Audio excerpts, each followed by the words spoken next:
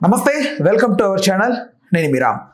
మోహన్ బాబు గారి యూనివర్సిటీ, ఆ యూనివర్సిటీ పేరు విద్యానికేతన్. అయితే ఈ యూనివర్సిటీ తిరుపతి దగ్గరలో ఉంది. అయితే ప్రధానంగా యూనివర్సిటీలో స్టూడెంట్స్ని వేధించి బాధించి మరి సుమారు 27 కోట్లకు పైచిలుకు ధనాన్ని వీళ్ళు వసూలు చేశారని, ఎవ్వరూ ప్రశ్నించకపోవడంతో ఈ దోపిడీ ఇంకాస్త పెరిగేదని, ప్రధానంగా స్టూడెంట్స్ని ఇంతటి దాష్టికంగా వాళ్ళ మీద పన్నులు విధించి కానీ ఫైన్స్ విధించి కానీ వసూలు చేయడానికి గల కారణం కన్నప్ప చిత్రమేనని, ఈ స్కామ్కి సంబంధించి తొందరలోనే అనేక రకాల అంశాలు బయటకు వస్తాయని, ఆ యూనివర్సిటీని కూడా మూసివేయనున్నారని కూడా వార్తలు వస్తున్నాయి. ఓవరాల్గా ఇందులో వాస్తవాలేంటి అవాస్తవాలేంటి అనే అంశానికి సంబంధించి మనతో మాట్లాడడానికి శ్రీ మరియు రాజకీయ విశ్లేషకులు దాసరి విజ్ఞాన్ గారు ఉన్నారు. ఆయన అడిగి తెలుసుకుందాం.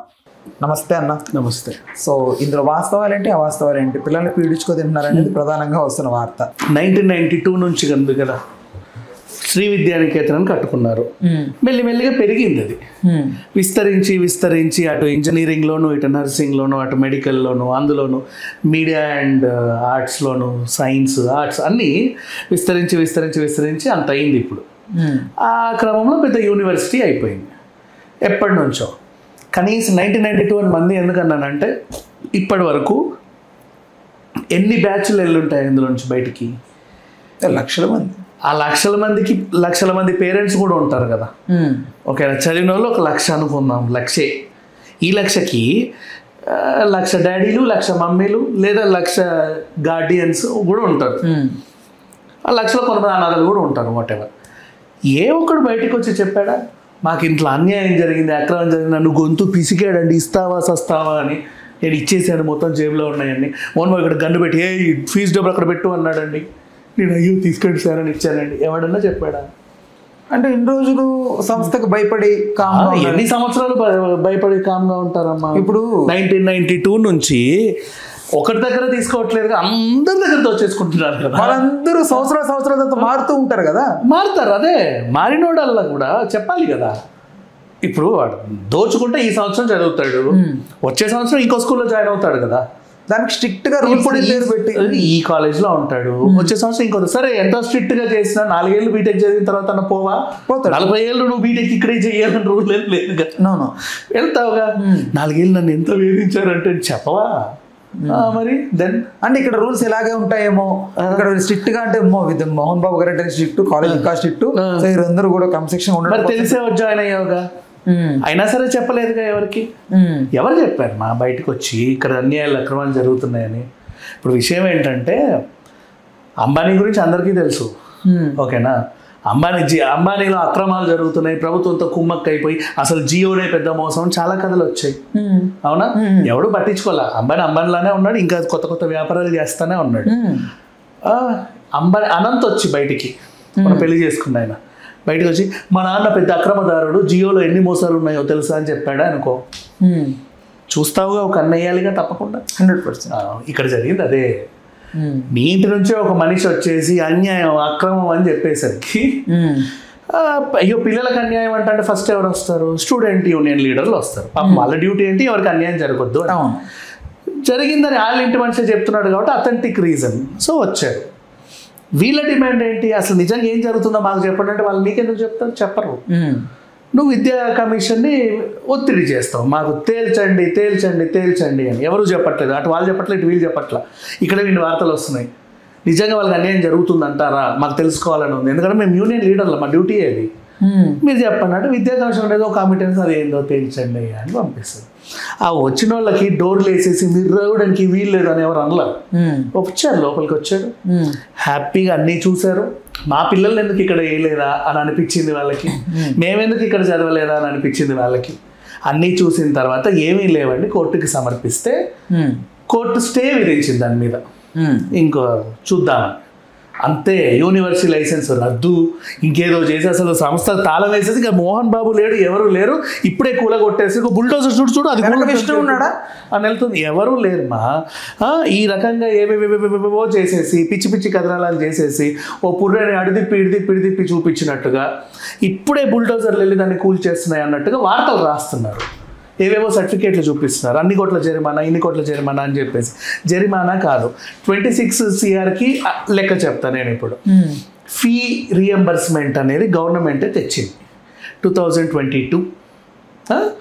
2022 నుంచి 23, 23 to 24, 24 to 25 3 years ఎంతమంది స్టూడెంట్స్ ఉన్నారు, ఎన్ని డిపార్ట్మెంట్స్లో ఉన్నారు, ఫీజు ఎంత అని క్యాలిక్యులేట్ చేసిన ఒక మాస్టర్ మైండ్కి ఆ లెక్క వచ్చింది. ఓకేనా, ఆ లెక్క నిజంగానే అది అందరి దగ్గర కాదు, కొందరి దగ్గర, వీళ్ళందరి దగ్గర లెక్కలు రాశారు. ఇది వేరే విషయం. మళ్ళీ కొంతమంది స్టూడెంట్స్కి వీళ్ళ దగ్గర మీరు ఫీజులు తీసుకోకండి, వీళ్ళ ఫీజు మేము కడతాం అని చెప్పి గవర్నమెంట్ చెప్పింది. గవర్నమెంట్ స్కాలర్షిప్ ఎప్పుడు ఇస్తుంది నీకు? నీ చదవంతా అయిన తర్వాత ఏవడికో ఉత్తరాలు పెట్టుకుంటే ఏవో చేస్తే ఎప్పటికో నీ బ్యాంక్లో పడతాయి. ఇక్కడకు ఫీ రియంబర్స్మెంట్ కూడా అంతే. ముందు మీరు ఫీజు కట్టి జాయిన్ అవ్వండి, మీ ప్రాసెస్ వెళ్ళిపోతూ ఉంటుంది. గవర్నమెంట్ ఎప్పుడైతే రియంబర్స్మెంట్ డబ్బులు వచ్చాయో మీకు ఇచ్చేస్తామని వాళ్ళు చెప్పారు యూనివర్సిటీలో. ఆ విషయం కోర్టులో కూడా తెలిసింది. ఎవ్రీథింగ్ వాజ్ ఫైన్, ఎక్కడ ఏమీ జరగల. అండ్ ఇప్పుడు ఫీ రియంబర్స్మెంట్ అనేది కేవలం మోహన్ బాబు యూనివర్సిటీకేనా, లేకపోతే అన్ని కళాశాలలకు వర్తిస్తుందా? అన్ని కళాశాలకు వర్తిస్తుంది, అన్ని విద్యార్థులకు వర్తిస్తుంది రాష్ట్ర వ్యాప్తంగా. మరి మోహన్ బాబు యూనివర్సిటీని ఎందుకు టార్గెట్ చేశారు? మిగతా ఎడ్యుకేషన్ సిస్టమ్స్లో వాళ్ళు ఇచ్చారా లేదా ఎందుకు కనుక్కోవట్లేదు? ఎందుకు దాని మీద ఎంక్వైరీలు చేయట్లేదు? ఇప్పుడు ఎడ్యుకేషన్ డిపార్ట్మెంట్ అంటే ఎడ్యుకేషన్ మినిస్టర్గా నారా లోకేష్ గారు ఉన్నారు కదా, ఏదో పర్సనల్ గ్రడ్జ్ అని చాలా మంది మాట్లాడుతున్నారు. ఒక నిమిషం, పర్సనల్ గ్రడ్జ్ మీరు రాజకీయాలకు అంటగడితే మాత్రం నేను చెప్తా, రాజకీయ పర్సనల్ గ్రడ్జ్ ఏమి ఉండదు మోహన్ బాబు గారి పైన ఆ రాష్ట్రంలో. ఎందుకంటే అటు అంతకుముందు ముఖ్యమంత్రిగా గెలిచి ఇప్పుడు అపోజిషన్లో ఉన్నామని ఆయన నెక్స్ట్ ఇప్పుడు ముఖ్యమంత్రిగా గెలిచి అధికారంలో ఉన్న ఆయన, వీళ్ళ పార్టీకి సంబంధించిన కోడలు వాళ్ళ ఇంట్లో ఉంది, వాళ్ళ పార్టీకి సంబంధించిన కోడలు వీళ్ళ ఇంట్లో ఉంది. వీళ్ళు వీళ్ళకి బంధువే, వీళ్ళు వీళ్ళకి బంధువే. ఈవెన్ మంచు మనోజ్ పెళ్ళికి విజయమ్మ కూడా వెళ్ళింది. మంచు మనోజ్ పెళ్లి చేసుకుంది టీడీపీ ఆవిడ్ని. ఆ పెళ్లి హడావిడంతా విజయమ్మ ఉంది, మీరు ఆ వీడియోలో చూడండి మీకు తెలుస్తుంది. దెన్ రాజకీయంగా విభేదాలు ఉన్న ఆ పార్టీలకి ఈయన అందరి బంధువు, ఇటైనా అటైనా.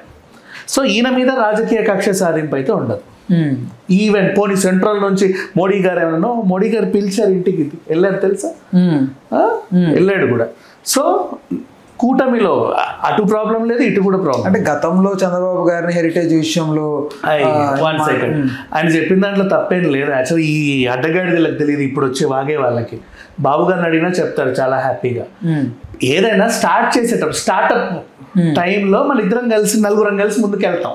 నువ్వు 5,000 నేను 5,000 నువ్వు 10,000 వేసి, తర్వాత ఏదో కారణాల వల్ల నువ్వు తప్పుకుంటావు నేను తప్పుకుంటా, ఆయన ఎవరో కంటిన్యూ అవుతూ ఉంటాడు. అన్ఎక్స్పెక్టెడ్ 10 ఏళ్ళ తర్వాత అది పెద్ద ఆకాశమై కూర్చుంటుంది. తెలుసా ఒకప్పుడు మేము స్టార్ట్ చేసామండి అని చెప్పుకుంటా, అలా చెప్పుకున్నాడు ఆయన. అంతే, అంతమించి ఇంకేమీ లేదు. అప్పుడు అంటే ఆయన రాజకీయంగా బిజీగా ఉన్నప్పుడు వీళ్ళు కొంచెం చూసుకునేవాళ్ళు చక్కగా. తర్వాత ఈయన రాజకీయంగా కూడా కొంచెం బిజీ అయ్యాడు మధ్యలో, సినిమాల్లో ఇంకా వేరే వేరే వ్యవహారాల్లో. అంటే దాసరి గారు ఉన్నప్పుడు పాపం బొగ్గు గనుల శాఖ మంత్రిగా ఉన్నప్పుడు ఆయనను కూడా మంచి చెడు చూసుకునేవాడు. ఇట్లా ఈయన బిజీగా అయినప్పుడు ఏదో అయ్యింది మొత్తానికి గందరగోళం. అప్పుడు ఉన్న వాళ్ళు ఇప్పుడు లేరు.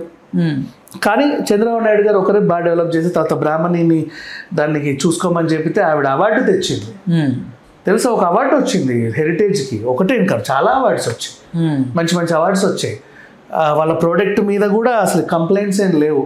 అండ్ మీకు తెలియని ఇంకో మంచి విషయం, ఇప్పుడు హెరిటేజ్ అడ్వర్టైజ్మెంట్ అనుకోక గుర్తొచ్చి చెప్తున్నా, 400 grams కప్పు పెరుగులు ఉంటాయి కదా, 400 grams హెరిటేజ్ ఒకటే buy one get one ఇస్తుంది తెలుసా? అది మీతో ఎవరు ఇవ్వరు.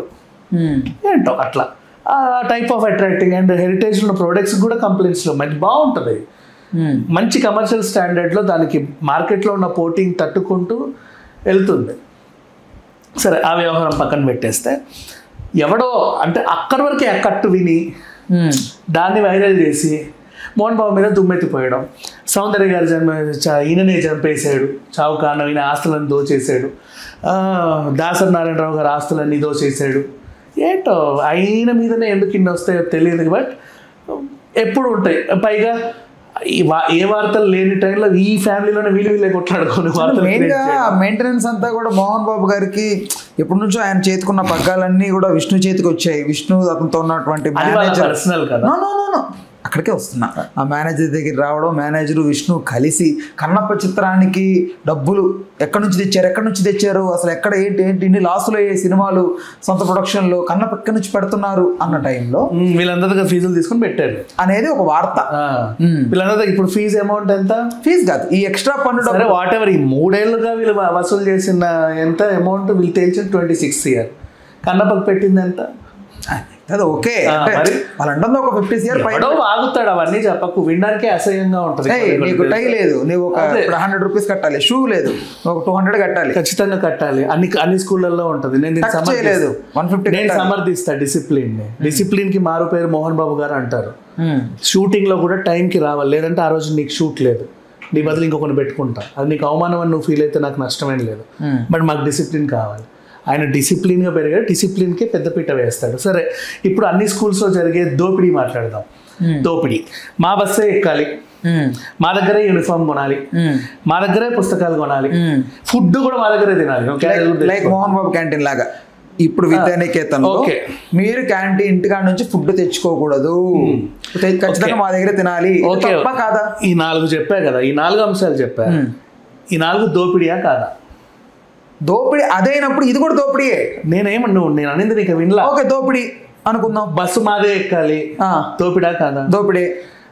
నెక్స్ట్ ఫుడ్ మా దగ్గరే తినాలి, దోపిడే. పుస్తకాలు మా దగ్గరే కొనాలి, దోపిడే. యూనిఫామ్ మా దగ్గరే కొనాలి, దోపిడే. ఎవరికి దోపిడీ ఇది? స్కూల్ కని చెప్పలేము ఎస్పెషల్లీ, బట్ స్కూల్ వాళ్ళు పెట్టుకునే మార్జిన్స్ బట్టి. మార్జిన్స్ ఎవడైనా సరే ఎలా దోపిడీ అవుతుంది అంటున్నా. మా దగ్గరే తినాలనేది ఎలా దోపిడీ? ఇప్పుడు మా క్యాంటీన్లోనే తినాలి, రూల్ ఇది. ఒక్క నిమిషం, వాళ్ళకి నచ్చిన ఫుడ్, వాళ్ళ ఇంట్లో హోమ్ ఫుడ్.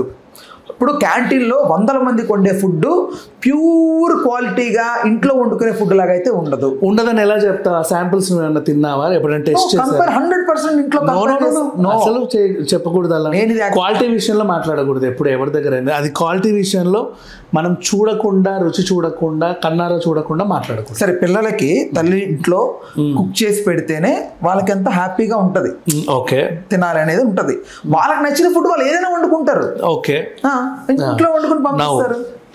ఈ వయసు నుంచే పిల్లల్లో ఎకనామిక్ ఇన్ఈక్వాలిటీస్ ఉండకూడదని అన్ని schools, not only Mohan Babu గారి స్కూల్, మన మోహన్ బాబు స్కూల్ గురించే మాట్లాడుకుంటున్నాను కాబట్టి చెప్తున్నా. స్కూల్కి రండ్రా మీరు, మేము మా బస్సు ఎక్కకండి అంటే ఒకడు రిక్షాలో వస్తాడు, ఒకడు ఆటోలో వస్తాడు, ఒకడు బస్సులో వస్తాడు, ఒకరిని వాళ్ళ డాడీ యాక్టివా మీద దింపుతాడు, ఒకడు బెంజ్లో వస్తాడు, ఒకడు హెలికాప్టర్లో దిగుతాడు. ఇక్కడ ఏంటంటే వాళ్ళకి ఏంట్రా అనే ఫీలింగ్ వీడికి రాకూడదు. ఆ ఏజ్లో ఎకనామిక్ ఇన్ఈక్వాలిటీ ఫీలింగ్ పిల్లల్లో వచ్చిందంటే చాలా ప్రమాదం. వాళ్ళు పెరిగే కొద్దీ పెరుగుతూ ఉంటాయి. వాటి వల్ల ఇళ్లలో గొడవలు అవుతాయి. వాడి దగ్గర చూసింది నాన్నని అడుగుతావు కొనివ్వమని, ఆ నాన్న కొనివ్వలేడేమో పాపం. మా నాన్నకు నా మీద ప్రేమ లేదని ఫీల్ అవుతాడు ఇంకోవైపు. ఇన్ని ఫీలింగ్స్ ఉన్నాడు, ఇంకా చదువు ఎప్పుడు చదువు? అప్పుడు ఏం చేయాలంటే స్కూల్ వాళ్ళు జస్ట్ ఆ డీజిల్ ఖర్చులు ఎంత అవుతాయి, డ్రైవర్ ఎంత అవుతాయి, ఎక్స్పెన్సెస్ మాత్రమే డివైడెడ్ బై చేసి స్టూడెంట్స్ దగ్గర తీసుకోవాలి. 300 ఖర్చు అయ్యే వాడి దగ్గర 600 తీసుకోకూడదు బస్ చార్జెస్ అని చెప్పి. టెలింగ్ యూ దాన్ని దోపిడిలాగా మీరు అనుకుంటారు. ఎవడు మిమ్మల్ని పొల్యూట్ చేస్తాడో తెలియదు, కానీ ఎంత చెప్పడానికి ట్రై చేస్తున్నా సరే మెదడులు అక్కడికే వెళ్ళిపోతాయి. సరే, ఉచిత సలహాలు ఇలాగ ఇచ్చే వాళ్ళు అప్పట్లో లేక మోహన్ బాబుకి పాపం అలా ఇంప్లిమెంట్ చేసి ఉంటాడు. సరే, సో ఆ పిల్లల్లో ఆ మానసిక స్థితి అలా ఉండాలి. అందరూ ఈక్వల్ గా ఉండాలి. నువ్వు పెద్ద విల్లా నుంచి ఎక్కినా ఈ బస్సే ఎక్కాలి, చిన్న గుడిసె నుంచి వచ్చినా ఈ బస్సే ఎక్కాలి, నీకు ఇల్లు లేకుండా చెట్టు కింద ఉన్నా ఈ బస్సే ఎక్కాలి అని, మిడిల్ క్లాస్ అయినా ఇదే ఎక్కాలి. ఇప్పుడు ఇది ఎవరికి ప్రాబ్లమాటిక్ అవుతుంది అంటే, బెంజ్లో దింపేవాడికి హ్యాపీ, ఎందుకంటే నెలకు 1,00,000 అవుతుంది నా పిల్లోడిని దింపడానికి, ఇక్కడ 1000 బాగుంది, హ్యాపీ. ఆటోలో వచ్చేవాడికి భారం, నేను 300తోనే పంపిస్తున్నా మా అబ్బాయిని, అక్కడ 1000 అవుతుంది, ఓకేనా. నా యాక్టివా మీద దింపేవాడికి అసలు ఇంకా భారం. నా ఆఫీస్కి వెళ్తూ పక్కనే నా ఆఫీస్, మా పిల్లోని దింపిన వెళ్ళేవాడు, నాకు ఫ్రీ. ఇప్పుడు 1000 అడుగుతున్నాడు, ఖచ్చితంగా ఎక్కమంటున్నాడు. వీళ్ళకి భారం. ఆల్రెడీ పెట్టగలిగే వాళ్ళకి ఇట్స్ ఓకే, మధ్య తరగతి వాళ్ళకి సో ఇంకా వాళ్ళకి అలవాటు అవన్నీ, ఇట్లా ఉంటుంది అంతే. ఇక్కడ ఓవరాల్గా ఏంటంటే అది 1000 రూపాయలు అనేది 300 ఫీల్ అవుతే అది 1000, 1,00,000 ఫీల్ అయితే 1000, మిడిల్ క్లాస్ ఓహో 1000, ఇంతే. కానీ అక్కడ పిల్లలందరూ కూడా ఈక్వల్గా ఉంటారు. నెక్స్ట్ ఇక్కడ అన్యాయం అక్రమం ఏం లేదు, అర్థం చేసుకునే వాళ్ళు. క్లాసులో ఎలాగ అందరూ ఈక్వల్ గానే కదా ఉంటారు, బస్సులోనే ఎందుకు ఉండాలి? ఉండమా, వద్దాం అన్నిటి దగ్గరకు వద్దాం. బస్ దిగు, ఫస్ట్ బస్ దిగిన తర్వాత క్లాస్కి వెళ్దాం. సరే ఓకే. నెక్స్ట్ బస్సు దిగేటప్పుడు మీ ఫుడ్ మీరు తెచ్చుకుంటున్నారు అందరూ క్యారేజ్లు. ఒకడు మిల్టన్ హాట్ ప్యాక్ తెచ్చాడు 4 అంతస్తులు, ఒకడు స్టీల్ డబ్బా ఒకే అంతస్తు, ఒకడు ఇంకోటి, ఒకడు కంజుపిట్ట ఫ్రై, ఒకడు పీతల పులుసు, ఒకడు చేపల పులుసు, ఒకడు పాపం ముద్ద పప్పు అన్నం, ఒకడు ఆవకాయ బద్దే, ఒకడు పాపం ఒట్టన్నమే, కూర కూడా లేదు, ఏమన్నా నడుక్కోవాలి వాడు. ఇట్లాంటి టిఫిన్ బ్యాగుల్లోను ఒకటి సిలికాన్ బ్యాగ్, ఒకడు హ్యాండ్ మేడ్ బ్యాగ్, ఒకటి స్పెషల్లీ డిజైన్డ్ బ్యాగ్. మళ్ళీ ఒక తల్లి నా కొడుకు అని చెప్పేసి 10 రకాలు పంపిస్తుంది, ఇంకో లేని తల్లి పాపం ఒక పట్టడన్నమే పంపిస్తుంది.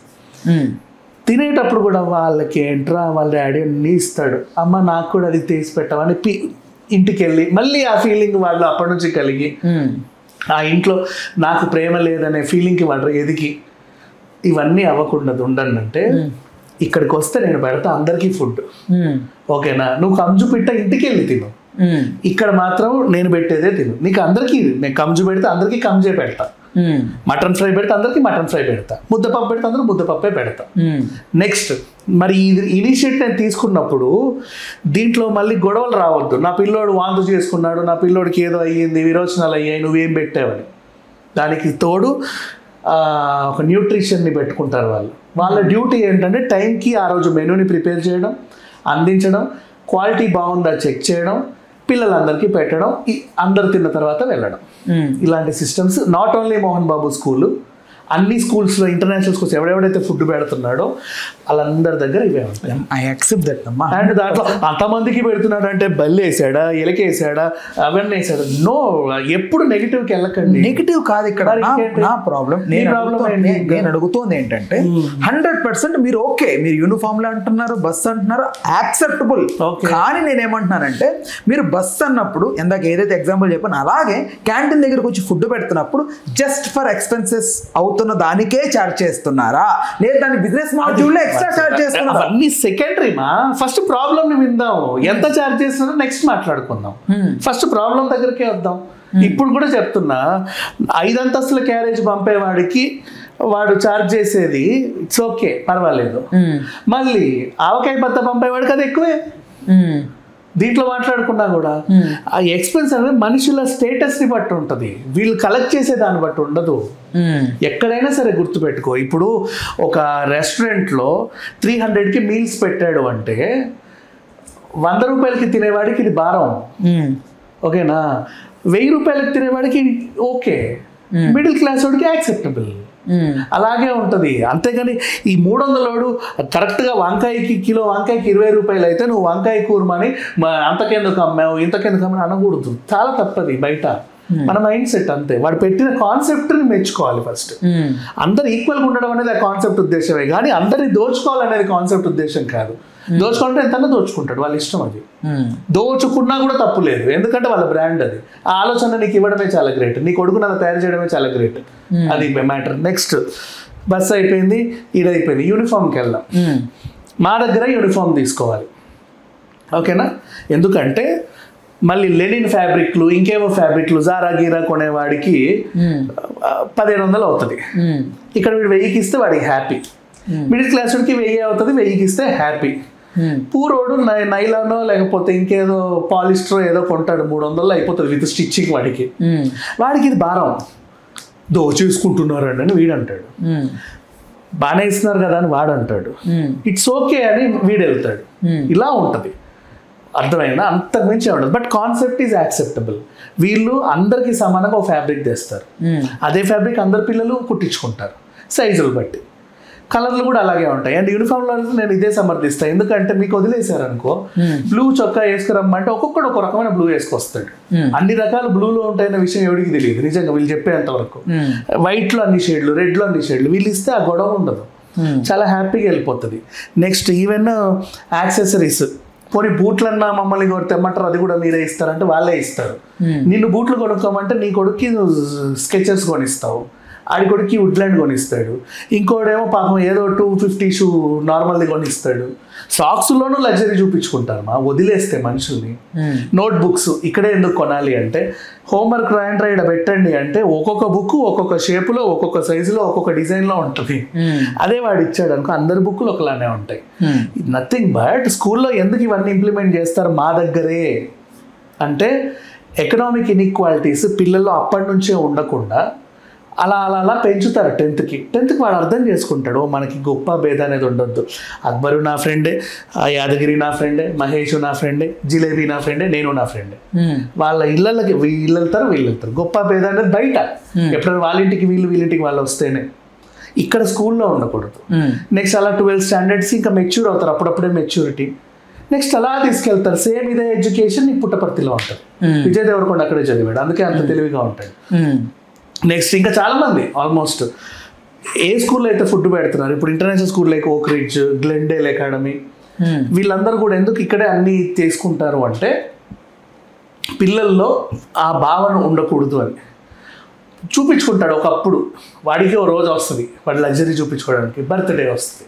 బర్త్డే రోజు పాపం సివిల్ డ్రెస్ వేసుకుంటారు కదా, ఆ డ్రెస్లో లగ్జరీ చూపించుకోవచ్చు, వాడు పంచే చాక్లెట్స్లోనూ లగ్జరీ చూపించుకోవచ్చు. ఆ ఒక అవకాశం ఇవ్వండి పర్లేదు, ఎందుకంటే మరీ ఏం చూపించుకోదంటే వాడు చచ్చిపోతాడు. అండ్ నెక్స్ట్ తర్వాత ఎక్స్కర్షన్ అవన్నీ ఛార్జెస్ ఇవి చూడు. నువ్వు నీ 2 పిల్లలతో వండర్లాకి వెళ్తే నీకు 10,000 అవుతుంది, స్కూల్ వాడు పట్టుకెళ్తే వాడికి 600 అవుతుంది. ఎందుకంటే ఒకేసారి బల్క్ మాట్లాడుకుంటాడు. 1000 people స్టూడెంట్స్ వస్తాం మాకెంతకి ఇస్తావు, వాడు ఏం చెప్తాడు తక్కువ రేటుకి ఇస్తాడు.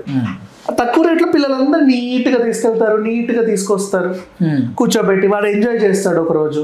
మళ్ళీ దీని ఎక్స్కర్షన్ కూడా డబ్బు లేనంటాడు అని బయట వాడు మాట్లాడదు. అంటే ఇప్పుడు ఏంటి, ఇప్పుడు మనకు వండర్లా అవసరమా అనే కుటుంబాలు ఉంటాయి, పర్లేదు లేరా వెళ్ళిరా సరదాగా ఒకసారి అనే కుటుంబాలు ఉంటాయి. వండర్లా ఏం కావాలంటే 3 సార్లు వెళ్ళు, ఒకసారి తీసుకెళ్తా అన్నారని స్కూల్ సరే పోనే వాళ్ళు ఉంటారు. అవునా, వీళ్ళకి అది దోపిడీ అవుతుంది. ఊరికే మా పిల్లల్ని అటు తిప్పి ఇటు తిప్పి మా జేబులని చిల్లు చేస్తున్నారండి అని కంప్లైంట్ చేస్తారు. అక్కడ అది అవసరమే యాక్చువల్లీ, వాడికి కూడా అది కావాలి. సో ఎవరు ఇది అన్యాయం అక్రమం అంటారు అంటే అది ఆ కాన్సెప్ట్ని అగ్రీ చేయలేని వాళ్ళు, ఎఫర్ట్ చేయలేని వాళ్ళు. ఇప్పుడు వీళ్ళ దగ్గరకు వద్దాం. మరి ఆ కాన్సెప్ట్ ఎఫర్ట్ చేయలేనప్పుడు వీళ్ళకి ఎవరు న్యాయం చేయాలి? వీళ్ళకు న్యాయం జరగాలిగా. వీళ్ళకి న్యాయం జరగాలంటే మోహన్ బాబు యూనివర్సిటీలో 25% ఫ్రీ ఎడ్యుకేషన్ ఉంది. ఆ బుక్ నేను కొనలేను అంటే నీకు ఫ్రీగా ఇస్తాడు, ఆ ఫీజు నేను కట్టలేను అంటే నీకు ఫ్రీగా చెప్తాడు, ఆ యూనిఫామ్ నేను ఇవ్వలేను అంటే నీకు ఫ్రీగా ఇస్తాడు, ఆ తిండి నేను భరించాలంటే నీకు ఫ్రీగా పెడతాడు. అది కూడా ఉంది ఆ కాన్సెప్ట్. అందుకే ఇవన్నీ చెప్పా. వీడికి న్యాయం జరగాలి కదా. మరి ఎందుకు ఇప్పుడు నీ పిల్లోడిని అక్కడ రుద్ది నువ్వు అంతా జేబులని చిల్లు చేసుకొని రావడం ఎందుకు? ఆ కాన్సెప్ట్ కూడా ఉంది. నెక్స్ట్ ఫీ రియంబర్స్మెంట్ కూడా ఉంది. ఇప్పుడు నువ్వు కట్టిన ఫీజు కూడా గవర్నమెంట్ చుట్టూ వీళ్ళు తిరగాలి, అది ఎప్పుడో ఇస్తారు వాళ్ళు. ఇచ్చినప్పుడు పద్ధతిగా నీ అకౌంట్లో మళ్ళీ పడతాయి, మర్చిపోకుండా పిలిచి మరీ ఇస్తారు నీ ఎడ్యుకేషన్ అక్కడ అయిపోయినా సరే. అది కూడా వాళ్ళు చెప్పారు, అనౌన్స్ చేసుకున్నారు. ఊరికే ఒకరి మీద బురద జల్లాలంటే అది అవ్వని పని. నెక్స్ట్ పిల్లలకి డివోషనల్ టచ్ విత్ ఎడ్యుకేషన్. నీకు ఆధ్యాత్మిక చింతన కావాలంటే సరస్వతి శిశు మందిర్లోనో సత్సాయిబాబా ఇన్స్టిట్యూట్కో నువ్వు పంపాల్సిన అవసరం ఏం లేదు, ఈషా ఫౌండేషన్లో చదివించాల్సిన అవసరం లేదు. మోహన్ బాబు బాబా కాదు అయినా సరే ఆయన ఇన్స్టిట్యూట్లో కూడా ఆధ్యాత్మిక చింతన ఉంటుంది. గోమాతకి నమస్తే పెట్టమంటాడు, అక్కడ రుద్రాక్ష చెట్టు ఉంటుంది, రోజు దాన్ని చూసి దండం పెట్టుకోమంటాడు. చిన్న గుళ్ళు ఉంటాయి, మసీదు ఉంటుంది, చర్చ్ ఉంటుంది. గుళ్ళే ఉంటాయా, ఈ హిందూతో రుద్దుతున్నాడు అని మళ్ళీ అడగండి. ఓకేనా, అన్నీ ఉంటాయి. ఎవరికి ప్రిఫరెన్స్ వాళ్ళకి ఇచ్చి అన్ని పండుగలు చేస్తారు. చివరికి ఆయన పుట్టినరోజు కూడా అక్కడే పండుగలా చేసుకుంటాడు. ఎవరు చేసుకోరు, ఎడ్యుకేషన్ అంత అవసరం లేదు. ఆయన నీ పిల్లల్ని పట్టుకొని నువ్వు థాయిలాండ్కి వెళ్ళు, మలేషియాలో చేసుకోవచ్చుగా, కన్నప్ప షూటింగ్ చేసిన దగ్గర ఇండోనేషియాలో చేసుకోవచ్చుగా, కానీ ఆ పిల్లల దగ్గరే చేసుకుంటాడు. నెక్స్ట్ అన్యాయాలు అక్రమాలు చేసే వాళ్ళు ఎవరిని పిలుచుకోరు చూపించుకోవడానికి. వీళ్ళు ఎప్పుడు వాళ్ళ దగ్గర ఉండే 10 మందికి చూపించడానికే ట్రై చేస్తారు.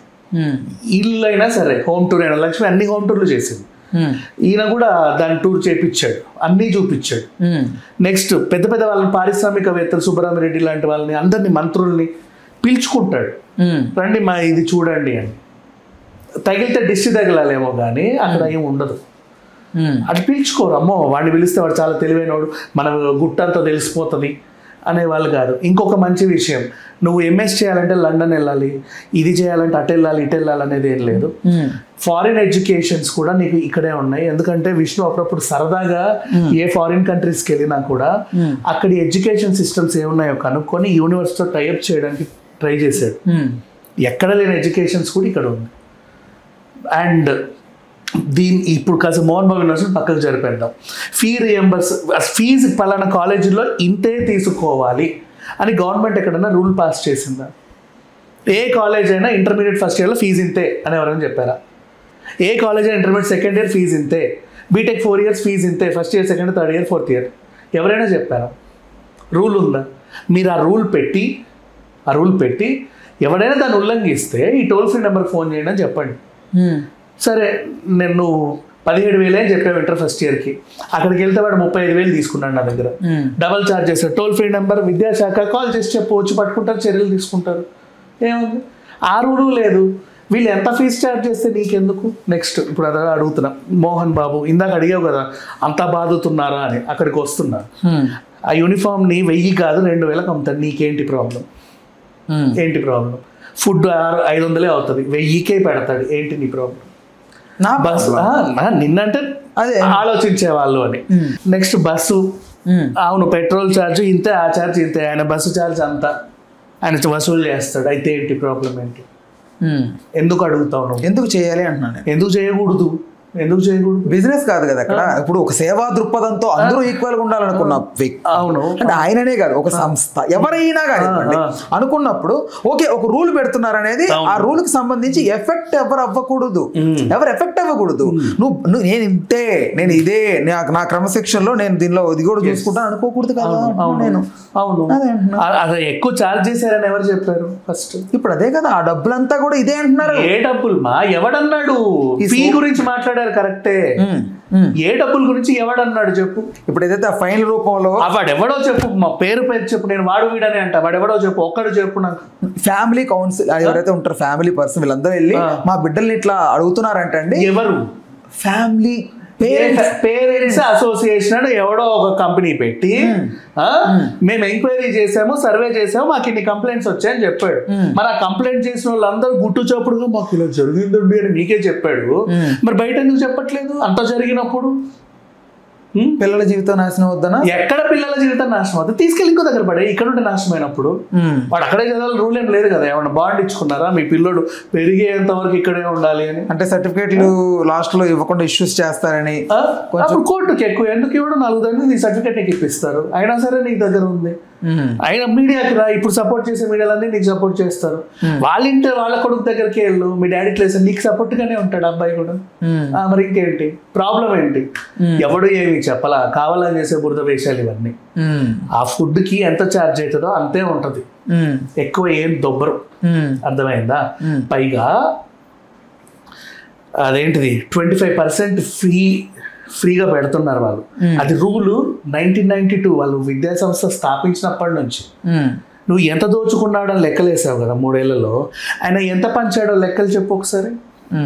ఎవడు మాట్లాడతాడు? ఒకడు నోరేసుకొని ఎంత పంచాడు? దానికి తోడు ఇంకోటి చెప్పనా, మొన్న కన్నప్ప షూటింగ్ టైంలో ఇన్ని వేల ఎకరాలు మేము అక్కడ కొన్నాము అనేది ఒక సరదాగా మాట్లాడింది. వాస్తవం కాదు అది, 100% వాస్తవం కాదు. నేను ఐ ట్రస్ట్ దట్. సో అలా మాట్లాడేసరికి ఇప్పుడు దానికి దీన్ని లింక్ చేస్తున్నారు. అమ్మో ఇలాంటి దోచిన డబ్బే 1 సంవత్సరంలో 2-3 సంవత్సరాలు 26 కోట్లు అంటే అప్పటి నుంచి ఇప్పటి వరకు అన్ని వేల కోట్లు దోచేసి తీసుకెళ్ళి అక్కడంతా వేల ఎకరాలు కొన్నాడు. అయితే ఏంటి? కొంటే తప్పేంటి? ఒకడు బాగుపడితే మీకోళ్ళు ఎందుకు ఓర్వలేకపోతాయి? నష్టం ఏంటి? వాళ్ళ ఇష్టం, వాళ్ళ ఫ్యామిలీ ఎక్కడన్నా కొనుక్కుంటుంది, ఏమైనా తీసుకుంటుంది. వీళ్ళకి ఎందుకు? 550 సినిమాలు చేశాడు ఆయన, 50 సినిమాలు చేయాల. అప్పటి నుంచి నటుడే, మధ్యలో ప్రొడ్యూస్ చేశాడు.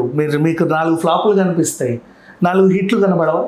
అదే అంత ఫ్లాప్, ఇది ఫ్లాప్ అది ఫ్లాప్, ఇది దగ్గర అసలు డబ్బులు ఏమి ఉండవు. అక్కడ తీసుకెళ్ళి ఇక్కడ తీసుకెళ్ళి అక్కడ తగిలేస్తున్నారు. ఏం మాట్లాడతారు? అందరు రాసేవాడు రాస్తాడు, చెప్పేవాడు చెబుతాడు.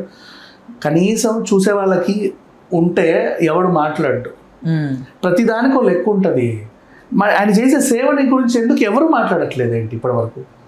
ఈ ఫీజు 3 ఏళ్ళలో దోచుకున్న ఫీజు కూడా వాళ్ళు ఉంచుకోరు. అది దోయడం కూడా కాదు, కట్టించుకున్నారు. ముందు ఫీజు కడతారు, ప్రతి కాలేజ్లో ముందు ఫీజు కట్టాక తర్వాత స్కాలర్షిప్ ఇచ్చేస్తారు ఎవరిది వాళ్ళకి. నువ్వు ఎంత కడతా గవర్నమెంట్ ఇస్తుంది, అది నీకు అది బెనిఫిటే, తర్వాత వెళ్ళిపోతావు హ్యాపీగా అమ్మయ్యా అని, యూఆర్ హ్యాపీ. ఏ కాలేజ్ అయినా అంతే, ఇక్కడ కూడా అంతే. ఫీ రియంబర్స్మెంట్ రూల్ వచ్చింది, వాళ్ళు ఇస్తారు, ఇస్తామని చెప్పారు. గవర్నమెంట్ నుంచి పడిన వెంటనే మీ అకౌంట్లో పడిపోతాయి. అప్పటి వరకు ఆత్రం ఎందుకు ఆగట్లా? నెక్స్ట్ మోహన్ బాబు యూనివర్సిటీ మీద ఎందుకు పడుతున్నారు? ఆత్మహత్యలు చేసుకునే వందలు ఉన్నాయి బోల్డ్ అన్ని, అక్కడ ఎందుకు పడట్లా? అంటే ఇక్కడ ఇంకో ఏజ్ నిండా ర్యాంకులు వచ్చే దగ్గర నాకు తెలుసు లాస్ట్ ఇయరే కనీసం 12 మంది చచ్చారు ఆత్మహత్యలే. మరి వాళ్ళని ఎందుకు మాట్లాడరు? అంటే ఈ చైతన్య పారాయణ ఈ ఉన్నాయి కదా ఈ సంస్థలు, సో ఈ సంస్థలకు సంబంధించి ఎవరైతే ఈ పొలిటికల్గా వాటి మీద ఫోకస్ కంటే ఈ మోహన్ బాబు గారి యూనివర్సిటీకి సంబంధించి ఫోకస్ పెట్టడం ఎక్కువ అందరినీ ఆశ్చర్యం. అదొక విశ్వవిద్యాలయం, ఎక్కడెక్కడో ఎవడో వచ్చి ఇక్కడ వ్యాపారం చేసుకోవట్లా, ఇక్కడ సేవలు చేయట్లా. మన తెలుగుడే ఇక్కడ వ్యాపారం చేసినా సేవ చేసినా ఏం చేసినా ఏదో ఒకటి చేస్తున్నాడు. మొత్తం అదంతా కూడా ఒక type of good environment, positive vibration ఉంటుంది అక్కడ. అసలు అది ఉందే తిరుపతిలో. మరి ఆ ల్యాండ్ అంతా కూడా అంత పాజిటివ్గా ఉంటుంది. మనం వెళ్ళి నెగిటివ్ చేయడం ఎందుకు? మనకు సిగ్గు ఎగ్గులు లేవా? మనుషులమే కదా. ఆలోచించడానికి చాలా అంశాలు ఉన్నాయి. ఊరికే ఒకరి మీద బురద జల్లే ప్రయత్నం మానుకోమని చెప్తున్నా. ఇప్పుడు ఎవడెవడైతే వాగుతున్నాడు వీళ్ళందరూ మళ్ళీ రేపు నోరు మూసుకుంటారు. ఇప్పుడు చూడు, హేమ డ్రగ్స్ అన్నారు, ఆమె తీసుకోలేదని ఒకడన్నా చెప్పాడా? ఇప్పుడు కూడా యూనివర్సిటీ రద్దు అని అందరూ అంటారు, రద్దు అవ్వదు రేపు. రద్దు అవ్వలేదంట అండి, అక్రమాలు జరిగిన ఫీజులు ఇచ్చాడని ఎవడని చెప్తాడా? రేపు రియంబర్స్మెంట్ ఫీజు అందరి అకౌంట్లో పడిందని ఎవడన్నా చెప్తాడా? ఎవడు చెప్పడు. నెగిటివ్ చేయడానికే ముందుంటాడు. హలో, తెలుగు రాజ్యం ఛానల్ చూస్తున్నారా? సామాజిక రాజకీయ జీవన చిత్రణే తెలుగు రాజ్యం. అతిశయోక్తులు అసత్యాలు ఉండవు. రాజకీయ కోణం కాదు, ప్రజా కోణమే కొలబద్ద. తెలుగు రాజ్యం వీక్షణ నీ ఉత్తమ అభిరుచికి నిదర్శనం.